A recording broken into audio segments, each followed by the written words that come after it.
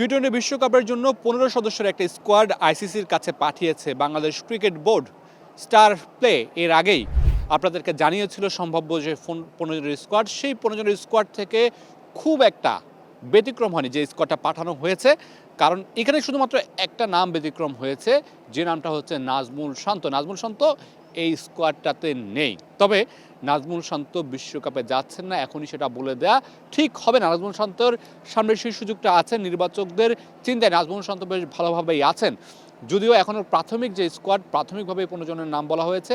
এই স্কোয়াড যে কোনো সময় পরিবর্তন করা যেতে পারে, টেকনিক্যাল অনেক ইস্যুর কারণে পরিবর্তন করা যেতে পারে, সেটা সিদ্ধান্ত নেবেন। আমরা যদি একটু উপর থেকে যেতে চাই, ফর্ম ওয়াইজ যেতে চাই, কে শুরু থেকে যেতে চাই যে টপ অর্ডারে কারা কারা আছেন। টপ অর্ডারে বাংলাদেশ যে স্কোয়াডটা পাঠিয়েছে সেখানে আছেন সাইফ হাসান, তানজিদ তামিম এবং লিটন কুমার দাস। এই তিনজনকে টপ অর্ডারে রেখে বাংলাদেশ দল ৪ নম্বরে আছেন পারভেজ ইমন। পারভেজ ইমনের পরেই ৫ নম্বরে দেখা যাবে তাওহিদ হৃদয়কে। তাওহিদ হৃদয়ের পরে মিডল অর্ডার বা ফিনিশিং রোলে দেখা যাবে দুজনকে। সেখানে শামীম হোসেন পাটোয়ারি এবং নুরুল হাসান সোহানের কাঁধেই থাকবে দায়িত্বটা। এই গেল ৭ জন। বাকি যে নামগুলো আছে সেখানে ৩ জন স্পিনার, ৫ জন পেসার।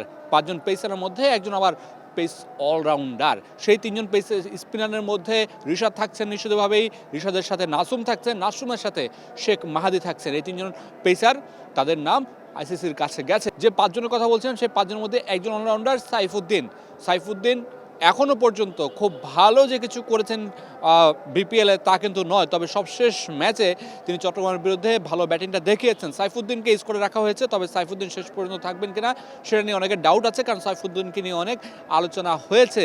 এখন পর্যন্ত যে দলটা গিয়েছে সেই দলটায় সাইফুদ্দিনকে রাখা নিয়ে অনেক আলোচনা হয়েছিল। শেষ পর্যন্ত বিশ্বকাপের দলে সাইফুদ্দিন টিকে যাবেন কিনা সেটা নিয়ে কিন্তু একটা সংখ্যা থাকছেই। এবং যে পেসারদের কথা বলছিলাম, সেই পেসারদের তালিকায় ৪ জন আছেন। অটো চয়েস মুস্তাফিজ আছেন, অটো চয়েস তাসকির আছেন, এবং সেই সাথে তানজিম সাকিব এবং হাসান মাহমুদ নাকি শরীফুল, এই দুজনের মধ্যে এখনও পর্যন্ত একটা ডাউট রয়ে গেছে। তো আমরা যেটুকু জানতে পেরেছি যে শরীফুল এই স্কোয়াডে আছেন। তবে এইখানে দুটো নাম আবারও বলছি, শান্ত শেষ পর্যন্ত তিনি এই দলের সাথে যুক্ত হতে পারেন। আরেকটা নাম রিপন মণ্ডল, তাকে নিয়ে খুব বেশি আলোচনা হচ্ছে, যদিও অভিজ্ঞতার বিচারে বা খুব সাম্প্রতিক পারফরমেন্সের বিচারে রিপন মণ্ডলকে বিবেচনা নাও করা হতে পারে। তবে শান্তকে খুব ভালোভাবেই বিবেচনা করছে নির্বাচকরা, এবং এবারে টি-20 বিশ্বকাপে শান্তকে বাংলাদেশের হয়ে খেলতে দেখা যাওয়ার সম্ভাবনা সবচেয়ে বেশি। Mamunur Rashid, star news, Sylhet.